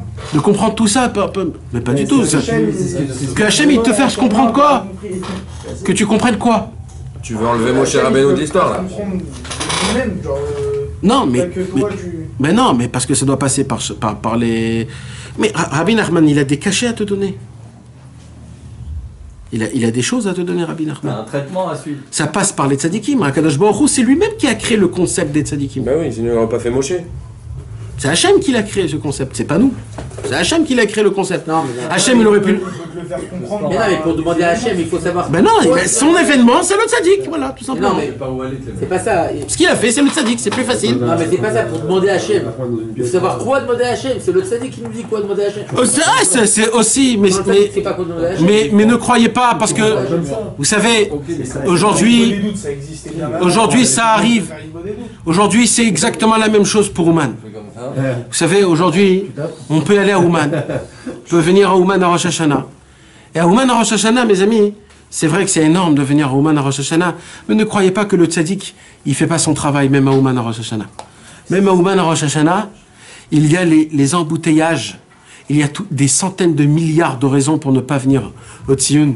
Il y a un ami que tu dois avoir ici, il y a une connaissance que tu n'as pas vue, que tu dois aller prendre ta valise chez ton copain, il y a de dire bonjour à ton ami que tu n'as pas vu là-bas, il y a le lac qu'il faut aller, il y a le Gan Sofia, tu as des centaines de raisons pour pas venir au Tzioun, et même quand tu viens au Tzioun, alors il y a la foule, que quand tu rentres de loin, tu te dis je peux pas, je vais faire le tour. Quand tu es autour, tu dis voilà, ça suffit juste que je regarde le Tzioun, tu fais le Tikkun HaKayim, regarde le Tzioun. Ça veut dire Rabbeinu, il crée plein de systèmes pour que tu puisses pas te rapprocher de lui. C'est exactement comme si que quand il était vivant, qui te dit Rabbeinu, il dit pour venir chez moi, il faut venir jusqu'à chez moi. Faire l'effort. Il faut se casser. Il faut se casser. À l'époque, on venait à pied. Alors aujourd'hui, vous voyagez en business class, vous dormez dans des hôtels de 6 étoiles, vous bouffez de la bouffe que même chez vous à la maison, vous bouffez pas une bouffe pareille, et vous voulez après, avec tout ça, recevoir des tikkunim. Alors ok, mais pour ça, il faut, voilà. Il faut que tu te lèves ratzot, il faut que tu viennes dans mon tzioun, il faut qu'on te pousse et que tu dis merci, il faut que c'est toi qui dises pardon, même si on t'a poussé, et il faut que tu te laisses comme ça, et tu te trimbales, et tu t'approches, etc. Et oui, mon pote, c'est comme ça fait partie du tikkun. Parce que pour arriver à la tombe de Rabbeinu, il faut s'en prendre dans la tête. Parce que c'est comme ça, et c'est comment qu'on vit. Comme on vit, c'est comme ça que ça sera dans le futur. Maintenant, c'est exactement la même chose dans les livres de Rabbeinu. Il y a plein de livres. Comment ça, comment on vit, c'est comme ça. Comme ça se passe dans notre vivant, comme ça sera après 120 ans. Comment on va te laisser via les chez Rabbeinu? C'est pareil pour les livres. D'accord, il y a des livres aujourd'hui. Il y a des livres aujourd'hui qui sont des extraits de Rabbi Nachman.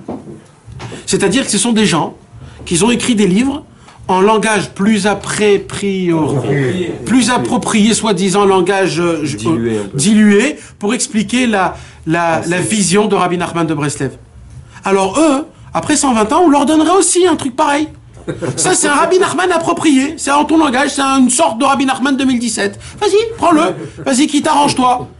Mais alors maintenant, il y a le Rabbi Nachman de l'Ikouté Moran. Alors tu viens, tu dis, mais attends, l'Ikouté Moran, c'est... Comme on m'a dit aujourd'hui, c'est un peu de Kabbalah, c'est un peu difficile, frère. J'ai essayé, c'est très difficile. Oui, mais mon ami, oui. Mais toi, tu étudies pas pour toi. C'est pas pour ton cerveau. Rabbeinu, il veut pas que tu deviennes un philosophe. Rabbeinu, il veut pas que tu deviennes un chacham. Rabbeinu veut que tu deviennes un Oved Hashem, un serviteur de Dieu. Étudie pour ton âme. Étudie pour ton corps. Pas pour toi. Lis les paroles. Chaque. Tu sais ce que je dis toujours? Je dis, si chaque parole que Rabbeinu, il a dit, ils étaient trempés dans des larmes, eh bien, chaque parole que tu lis de Rabbi Nachman de Breslev, tu te trempes dans son mikvé de larmes de Rabbi Nachman. Parce que Rabbi Nachman de Breslev, il a un mikvé à lui. Son mikvé à lui, c'est les larmes qu'il a pleuré pour nous. Quand tu lis chaque parole que Rabbeinu il a dit dans l'Ikouté Moran, chaque parole, c'est un mikvé que tu te trempes dans les larmes de Rabbi Nachman de Breslev. Et c'est pour ça que vous croyez qu'il faut comprendre. Mais c'est pas la peine de comprendre. On n'est pas obligé, on n'a plus le temps de comprendre. Alors pour ça, il y a des livres en français, mais il y a aussi des livres en hébreu. Lisez, n'ayez pas peur de lire aussi en hébreu. Même si vous comprenez rien. C'est marrant, j'ai vu ce matin un peu. Tu mixes froid ou mixes J'ai rien compris. Oui. J'ai rien compris. Si, peut-être un ou deux mots comme ça, tu sais, enfin bon, des. J'ai fait un mètre tranquille comme ça. J'ai nettoyé tous les livres. Voilà, j'ai pris ma serviette. Écoutez, celui-là, en hébreu, c'est très très bien. Behemet, mais en vérité, il dit Rabbi Nathan, Lo haya ragil omar divrei musar befirouche kederech hamochechi. Mais en vérité, Rabbi Nathan n'avait pas l'habitude de parler des paroles dures. Des paroles, comment on a dit? De remontrement. Des sermons. Sermonnées. Il n'avait pas l'habitude de parler des paroles sermonnées, parce que Rabbeinu, c'est vraiment un chef-d'œuvre, Rabbeinu. Rabbeinu, c'est vraiment un chef-d'œuvre. Rabbi Nachman, c'est vraiment un péléplaïm. Qu'est-ce qu'il avait raison, Rabbi Israël, quand il disait, Rabbeinu, il a dit, Ani ish pele venishmati pele gadol. Ani ish pele venishmati pele gadol. Vous savez ce que... Mais c'est trop beau. Venish, aneshama, c'est pele gadol. Vous savez pas ce que c'est, ces mots. Comment on dit Pélé? Merveille. Une merveille. Vous savez, dans le monde, il y a 7 merveilles. Eh bien, il y a 8 merveilles. Il y a 9 merveilles. La 8e et la 9e, c'est le corps et l'âme de Rabbi Nachman. Et c'est la Avdil, Elef, Alfé, Alafim, Veribe, Revavot, Avdalot de la merveille. Parce que la merveille de Rabbeinu, on peut même pas comprendre c'est quoi cette beauté de Rabbi Nachman. Parce que Rabbi Nachman de Breslev, il était très... quand tu regardais sa figure, il était très sérieux tout le temps. C'était pas le genre à rigoler. Il était très sérieux. Un jour, Rabbeinu, il a dit à Rabbi Nathan, n'apprenez pas de moi. Il a dit, parce que moi, chaque seconde, je suis en train de conquérir des guerres. Donc je suis très... je peux pas vous faire montrer, moi, ma joie. Ma joie, elle est dedans. Par contre, apprenez de Rabbi Nathan, comment il est joyeux. Donc Rabbi Nathan, d'un côté, il était très sérieux. D'un autre côté, Rabbi Nathan, il était rempli d'amour. Il dit Rabbi Nathan, quand on commençait à rentrer en discussion avec Rabbi Nachman sur une parole d'Avodat Hashem, on devenait tous scotchés. On le regardait, on buvait ses mots. On buvait ses mots, on était scotchés. On ne pouvait pas s'arrêter. On ne pouvait pas s'arrêter de le regarder, de le boire, de le voir. Tellement que Rabbi Nachman, quand il parlait, il nous faisait revivre tous les membres, toutes les veines qui sont dans notre corps, les plus petites. Tous les encheminements de tous nos sangs, de là où ça emmène. Il y avait un envoyé que Rabbeinu, il arrivait à parler. On ressentait ça dans la racine de tous nos cheveux et de nos poils, de tout notre corps. Il arrivait à nous faire... Et tout ça en restant... Et il y avait le côté de Din, il y avait le côté de Rachamim. Quand Rabbeinu, il faisait peur, il faisait très très peur. Quand Rabbi Youdel, il est venu se rapprocher de Rabbi Nachman de Breslev... Il y avait des juifs, Mechila, à cette époque-là, qui étaient loin de la Torah. Il y avait des paysans.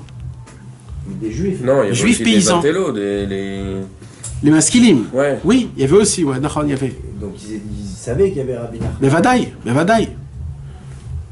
Vadaï.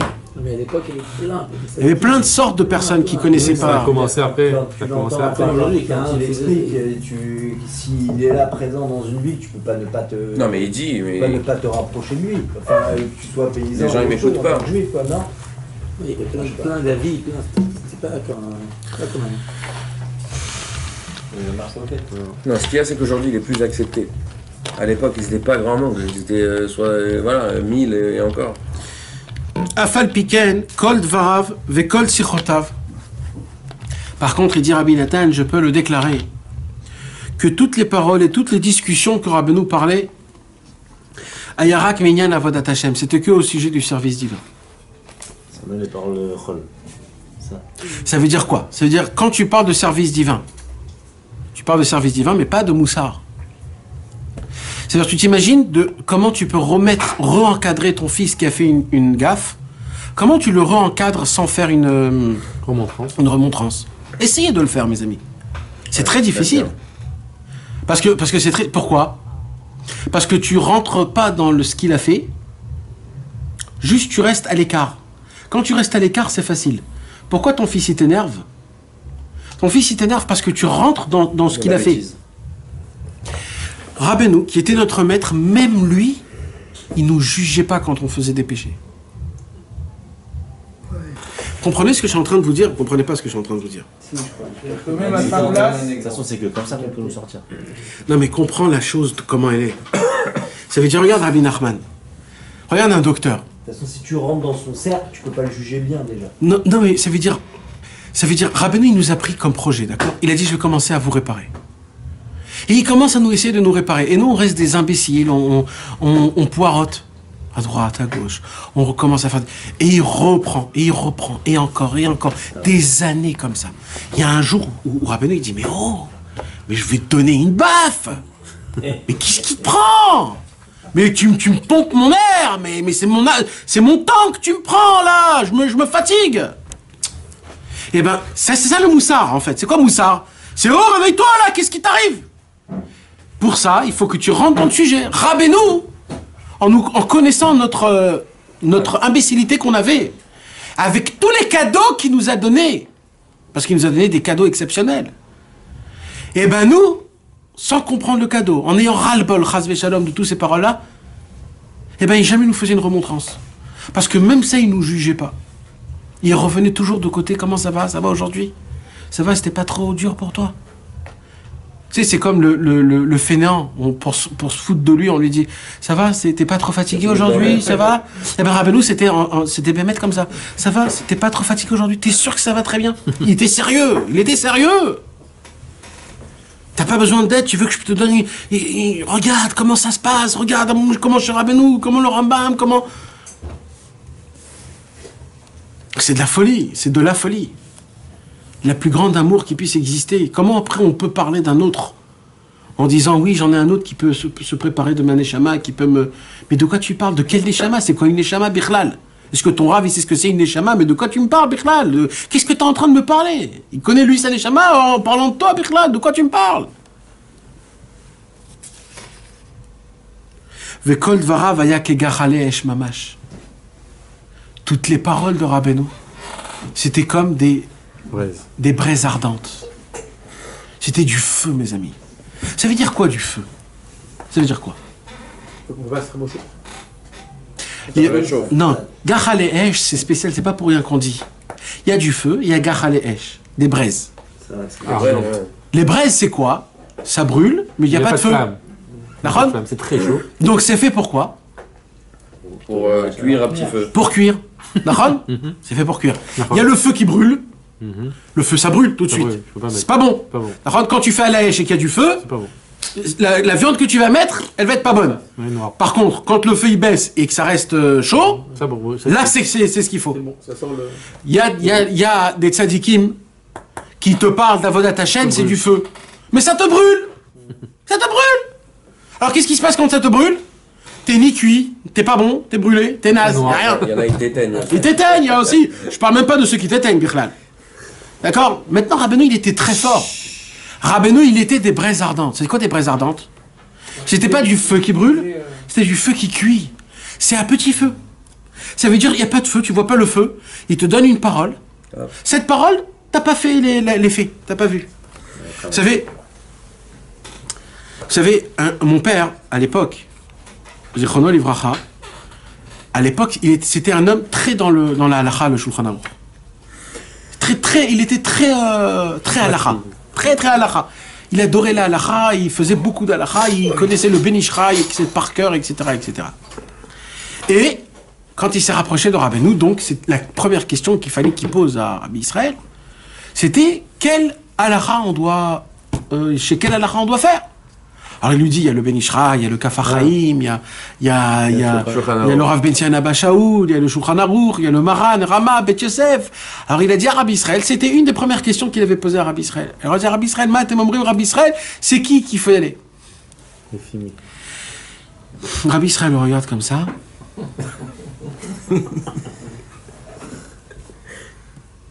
Et il commence à parler d'un autre sujet complètement. Rabbeinu Akadosh, il avait un élève qui s'appelait Rabbi Nathan. Et Rabbi Nathan, comment il a grandi, Rabbeinu? Il a écrit le Likutei Halachot, il a écrit le Likutei Tfilot, il a fait le Likutei Etzot. Et c'était l'élève de Rabbeinu, Rabbi Nachman. Et Rabbi Nachman, il a fait le Likutei Moran, le Sipurim Masiot, le Sefer Amidot. Oh, qu'est-ce que c'est des livres importants, comme ça pendant 20 minutes. Bon, mon père, il s'est dit, il a peut-être mal entendu. Alors je répète. Il vient, il se rapporte, il dit à Rabbi Israël, d'après qui, c'est le français, hein, d'après qui il faut y aller, Rabbi Israël? Non, mais je sais pas comment il nous a... Non, c'est... Il a une question. Oui, c'est de la type shoot. Parce qu'il n'avait pas encore les bases. Écoute l'histoire. Et il repose la question. Oui, mais c'est comme ça qu'il nous a éduqués, Bémet. C'est comme ça qu'il fallait qu'on passe. Parce que personne ne pouvait s'occuper de nous, sache-le. Les Français comme nous, personne... Non, mais quoi, c'est mal la question de ton père. Non, c'est pas que c'est mal, mais c'est il pas... voulait avoir un derrière dans la halakha. Il pose la question. Alors oui, mais comment il lui a dit que c'est lui qui a reçu sa réponse. Alors Rabbeinu Bémet, alors qu'est-ce qu'il a fait? Il lui a répété la réponse. Il a regardé comme ça, il a commencé à parler. Rabbeinu Nathan, ouais, maman, comme ça. C'est la réponse, je l'ai donnée. Alors mon père... Tu as la réponse? Non. Alors mon père, il a dit... Oui, mais... Alors attends, alors mon père il s'est dit peut-être que dans cette réponse-là se cache la réponse. Oui. Mais j'ai pas eu la mérite de la comprendre. Voilà. Alors il a arrêté d'insister. C'était ça. D'accord? Et il est resté là-bas. Et des gens ils passent, ils viennent, ils font des pidionnes, ils demandent des brachot, ils demandent des questions, Rabbi Israël répond et mon père il est là et il écoute, il voit, et il se dit peut-être je suis complètement à côté de la plaque. Peut-être je suis complètement à côté de la plaque. C'est pas ça ma question. Peut-être c'est pas ça qu'il faut qu'on pose comme question. Alors il s'est dit, de base, pourquoi il y a plusieurs chitotes de halakha? Parce que chacun il a vu d'une certaine façon la halakha. Mais quand on reste bloqué d'après qui il faut y aller, tu perds la notion à qui il faut servir. Hachem, il faut servir. Donc en fait, la question serait de poser comment faire plaisir à Hachem. C'est ça qu'il faudrait plus. Comment je pourrais faire plus plaisir à Hachem? C'est ça. Pas comment, par qui il faut que j'aille. Parce que quand tu dis par qui il faut que j'aille, tu te rentres dans des cases où tu dis moi je suis le Rav Antel. Hein. Moi je suis pas l'autre Rav. Le mec qui s'est mis des cases. Toi t'es ça, moi je suis ça, lui c'est ça. Mais vous, qu'est-ce que je suis en train de vous faire là? Qu'est-ce que vous faites là les gars? Le Inyan, c'est que tous on devient un. Tu es en train de créer des chemins. Et là, il vient chez Rabbi Israël. Donc, il après une heure. Voilà, une heure, ok. Et tout ça, c'est enregistré, mes amis. On peut l'entendre c'est dans une caletette. Et il vient comme ça, il dit Rabbi Israël, comment on peut faire plaisir à Hachem? Il n'a pas dit dans la halakha. Non. Alors là, Rabbi Israël s'est éclaté de rire. Il a fait comme ça. C'est ça que j'attendais. C'est ça que j'attendais. Et c'est tout. T'as vu comment il a fait changer la personne sans lui expliquer rien, il lui a fait montrer, voilà, c'est le chemin. Maintenant, continue tout seul. T'as trouvé le chemin, tu t'es assis, continue tout seul. Ça veut dire que tous ces livres, ils sont kadosh. Mais vadaï. Mais c'est pas ton truc pour l'instant, c'est pas toi. Toi, tu dois maintenant chercher un autre chemin, tu dois faire ton propre... Mais attends, pourquoi je vous raconte cette histoire? Parce que là, Tarles, mon père, il est rentré chez lui à la maison avec le même problème. C'est quel rave qu'on suit. Il était Oui, oui, tu comprends, parce que c'était encore les mochines de France. Comme tu donnes des cours, tu dis que quand Rabbi Nathan s'est rapproché de Rabbeinu, il a dit recommence à les bêtes, j'ai tout. Oui, mais ça on pouvait pas faire avec Rabbi Israël. Hein? Ça on pouvait pas faire avec Rabbi Israël. Il te laissait pas. T'aurais beau faire, il te laissait pas. Alors Béhémet, pourquoi je te raconte cette histoire? C'est parce que Béhémet, des années après que Rabbi Israël est parti de ce monde, un jour, moi j'étudiais avec mon père tous les matins. Et un jour, mon père, il me dit comme ça un matin, il me dit, tu sais, c'est marrant, mais il y a quelques jours, j'ai capté ce que Rabbi Israël, il m'a répondu. Je lui dis dans quel... il m'a dit sur la halakha, que j'ai posé la question sur la halakha et qu'il m'a parlé de Rabbeinu, etc., etc. Je lui dis, ah bon, et qu'est-ce que t'as compris? Il m'a dit, c'est personnel, je peux pas te dire. Il dit, mais je peux te dire un autre truc. Et il dit que... Il m'a dit comme ça. Il m'a dit, tout ce qu'on vient d'étudier là maintenant. Il a dit, tu sais, nous, on veut faire la volonté d'Hachem. Maintenant, pour faire la volonté d'Hachem, Hachem nous a donné la Torah. Après qu'il nous a donné la Torah, il nous a donné la Torah orale. Dans la Torah orale, il y a plein de chemins. On ne sait pas quel chemin. Un tel, il dit moutar, l'autre, il dit pasoul, kacher. Après, petit à petit, il y a le Rambam qui a essayé de trancher. Après, il y a le Roche qui a essayé de trancher. Après, il y a le Rif. Après, il y a le Shulchan Aruch. Il a fait un Shulchan Aruch. Ah, sauf, on sait comment appliquer la Torah. Mais non, mais tout de suite après, il y a encore un autre décisionnaire qui a écrit un autre livre. Il y a un autre décisionnaire, et un autre décisionnaire. Et petit à petit, il y a des chemins, et des chemins, et des chemins. Maintenant, ça n'existe pas qu'un chemin est meilleur que l'autre. Tous les chemins, ils sont émettes. Alors pourquoi ils ont été créés, ces chemins-là? Pour certaines personnes, il y a des personnes que... Ils ont besoin de ce chemin, des personnes qui ont besoin de ce chemin. Mais c'est tous le même. C'est au moment où tu penses que tu veux servir Hachem. C'est le même but. Alors il m'a dit, moi ce que j'ai compris, c'est que cette question, quand Rabbi Israël il m'a répondu, il m'a dit, tu sais, en vérité cette question, c'est pas ça la question. La question c'est, en vérité tu me poses la question, comment tu veux servir Hachem? Je vais dire comment tu veux. Il n'y a pas de réponse à ça. Tout ce que tu feras, si tu penses que tu sers Hachem, tu sers Hachem. Alors un jour ça sera d'aller au travail. Et comme ça, tu serviras Hachem. Demain, ça sera en chantant et en dansant toute la journée. Le lendemain, ça sera en vendant des livres. Un autre jour, ça sera en faisant vidouille de varim. Un autre jour, ça sera en étudiant. Mais l'essentiel, c'est comment je peux faire Pour faire plaisir à Hachem.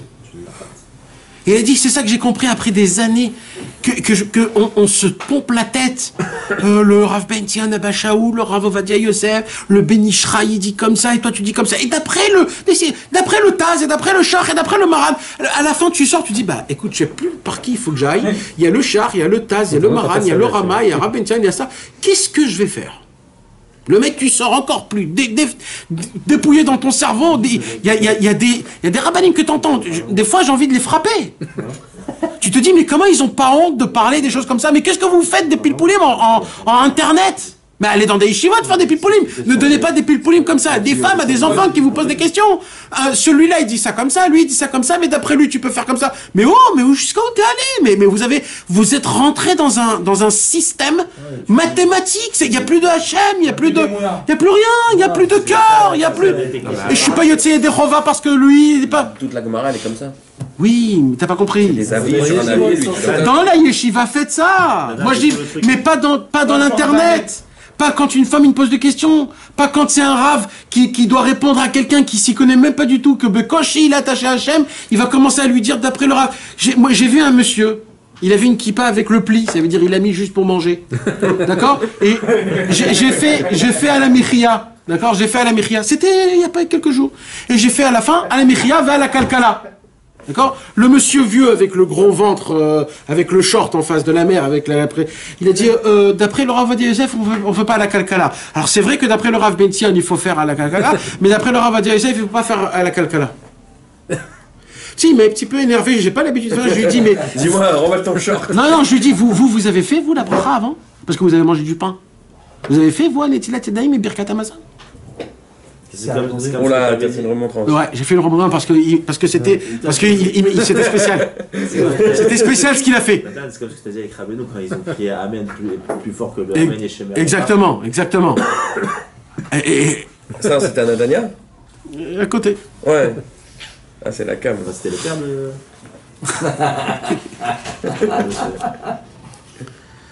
Là, je suis obligé que vous le lisez en français pour que vous... Tu sais quoi, on va essayer quand même de le lire en hébreu. Non, parce que des fois, j'ai pas les mots qu'il faut. Parce que c'est tellement beau. On les a, c'est pareil que toi là. Vas-y, continue en hébreu. Vechol varav haek. Vous avez compris, c'est quoi les braises? Ouais. Les braises, c'est pas du feu qui brûle, c'est du feu qui cuit. Ah, pourquoi je vous ai raconté tout ça maintenant à la fin du conte? C'est quoi la fin du conte? C'est quoi un feu qui cuit? C'est qu'une parole, elle rentre dans ton cerveau, tu la comprends pas. Ouais. Mais je travaille. 20 ans plus tard, elle te change ta vie, sans que tu as fait attention à ça. Comme l'étiquette. C'est ça. Rabbeinu, c'est du feu qui cuit. Tu sais ce qu'il a dit, Rabbi Avraham Ber Nachman, il écrit dans Korveur, Rabbi Avraham Ber Nachman, il a dit, je suis l'élève de mon père, Rabbi Nachman de Tuchin, mais que après qu'il est mort, je suis devenu son élève. Il dit, parce que de son vivant, tout ce qu'il disait, je ne comprenais pas. Dès qu'il est mort, je me suis rappelé petit à petit. Et vous savez, c'est marrant parce que les mêmes paroles Rabbi Israël Ber, il a dit sur Rabbi Israël Cordonneur. Il a dit, en vérité, tout ce que Rabbi Israël Cordonneur me disait de mon vivant, ça rentrait dans cette oreille, ça sortait de cette oreille. C'est tout le monde comme ça. Hein. Non, mais ça, c'est un Parce péné. qu'en vieillissant, tu prends conscience de la valeur. Exactement. Mais tu t'imagines que même en face de Rabbi Israël Cordonneur, Rabbi Israël dit, ça rentrait par ici, ça sortait de l'autre côté. Ouais. Mais c'est grave. Non, et il dit, dès qu'il... normal. Non, mais ouais, ben c'est ça.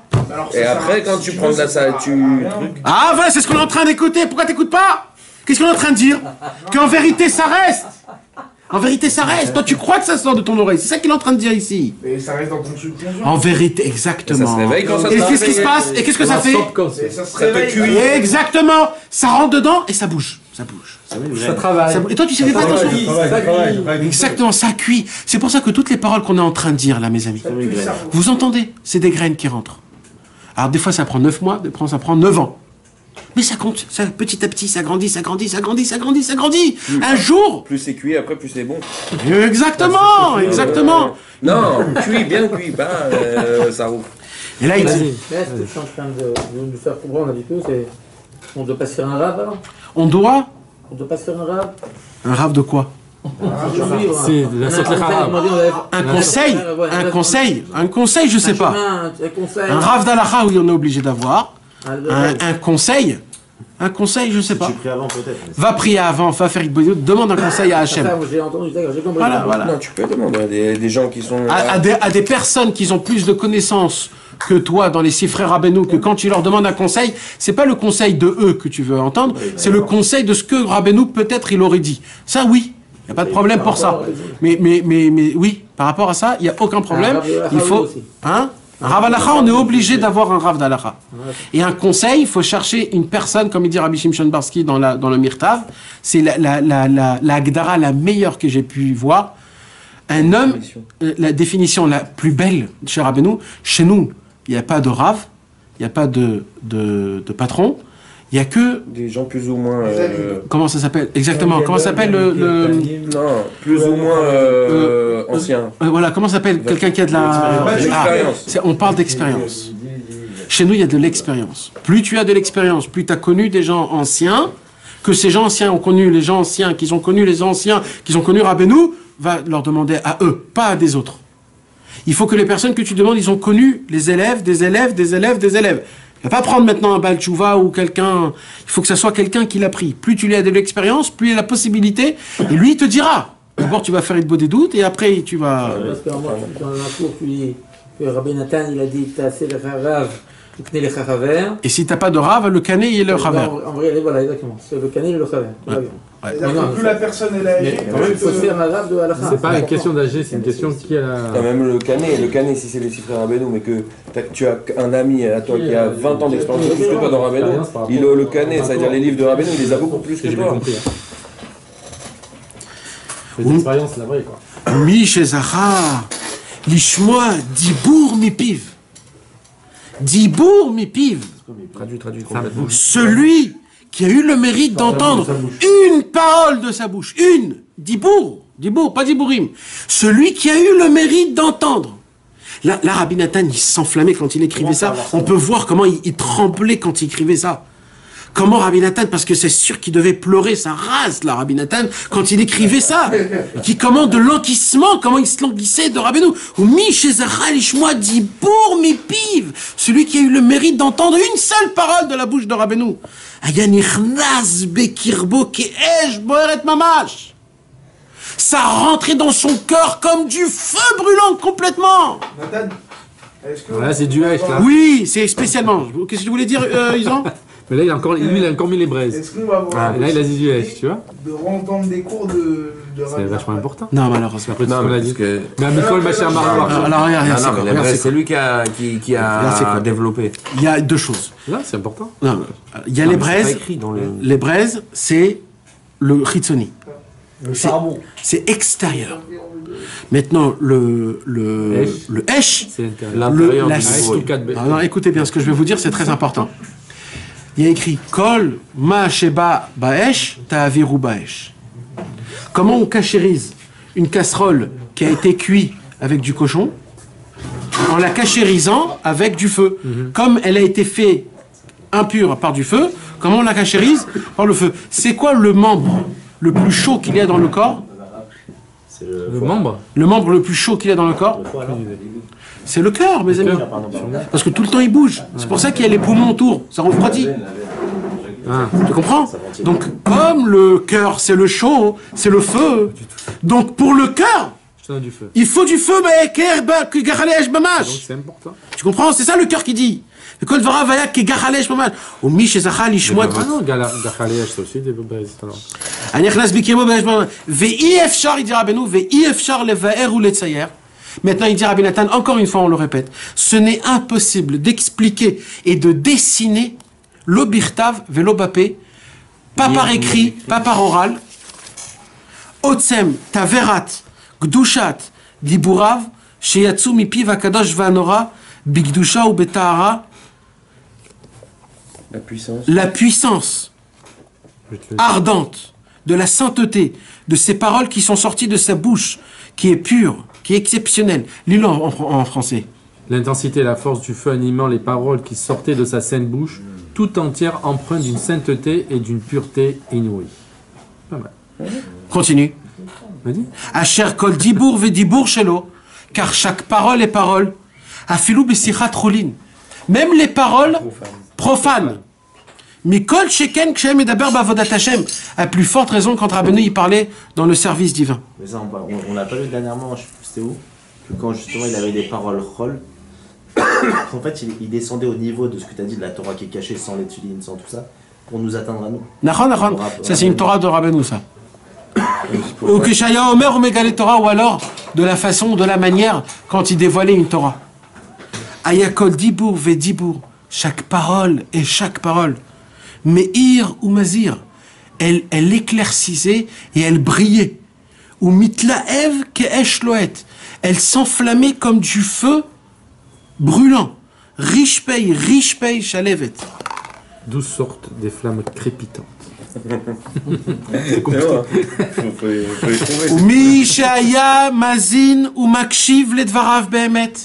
Celui qui était intentionné et qui entendait et qui écoutait les paroles avec une vérité, une sincérité et une simplicité. Ayakol dibour ve dibour, chaque parole et chaque parole qui sortait de la bouche de Rabbeinu, poreach, il s'envolait, venichnas bekirbo, et il rentrait dans lui, kelavat esh mamash, comme de la lave de feu.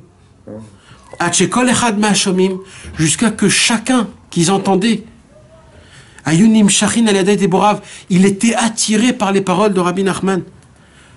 À Hashem Itbarach, avec un attachement exceptionnel et un éveillement énorme pour courir envers Hashem Itbarach. Ve'al Pirov, et d'après la majorité, Ayan Idmelanu Beotosha, on était certain, il dit Rabbi Nathan. Quand Rabbeinu il parlait à sa table, qui nous parlait, et que vous voyez un petit peu dans votre cerveau la scène, comment c'est. Il dit Rabbi Nathan, quand on était assis, on était tous persuadés. Chez Amadnou Lifnei Adrak Dushato Anora, quand on se tenait devant sa majesté. Chez Bevadaï, c'est certain. Loyelanu Od Shumprira. Que Rabbeinu, là, s'il continue à parler, on n'a plus de libre arbitre. On ne peut plus ne faire des péchés. On ne peut plus ne pas se lever à Khatzot, c'est impossible, impossible. On n'a plus de libre arbitre. C'est comme ça. Dan, tout à l'heure, quand tu disais que Rabbi Nachman, il était le Yetzara, il voulait tuer Rabbi Nachman. Pourquoi Hachem, il l'a pas aidé à ce niveau-là? Il a aidé, bien sûr qu'il a aidé. Mais pourquoi, Il a aidé énormément, mais c'était un combat. Hachem, il envoie le Yetzirah pour faire le combat, c'est nous-mêmes. Mais Hachem, il aide aussi. Mais c'est un combat qu'on doit faire quand même. Il a aidé par ses élèves, parce que les élèves ont prié. Mais c'est des choses qu'on ne peut pas comprendre, parce que c'est des tzadikim, nous on ne sait même pas ce que ça veut dire, nous, ces choses-là. Elle est disponible, ouais, cette lettre dans, Ah, non, ouais, Bevadaï. Ouais, on dit que dans le Torah Israël, que Chol va faire dans les deux, de tous les deux cœurs. C'est autant le Yetzara que le Yetzarato, on doit le servir avec les deux. Là, c'est Dieu qui donne ça pour qu'on le serve avec le Yetzara. Et ce que je suis en train de dire sur Rabbeinu, là, ça veut dire qu'on va être contre Rabbeinu sans faire de remontrance. Il leur essaie de ne pas passer comme vécu. C'est ça. Ça veut dire il arrivait Rabbeinu sans te donner des ordres, sans te faire des remontrances, sans te donner un chemin précis, un ordonnement. Il arrivait à te montrer le chemin. Sans te prendre ton libre arbitre. Ouais, c'est ça. Sans te prendre ton libre arbitre. Le choix, Il te laissait le libre choix, il te mettait l'eau à la bouche. Comme ce que Rabbi Israël faisait. C'est pour ça, c'est ça que le point que je voulais vous dire. Il y a beaucoup de rabbins chez les Chassidés Breslev qui te prennent le libre arbitre.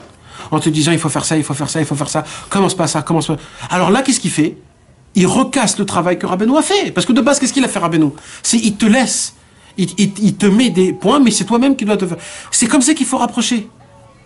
Prends des livres choisis. Ve'i efshar lifrodot mashamid barach.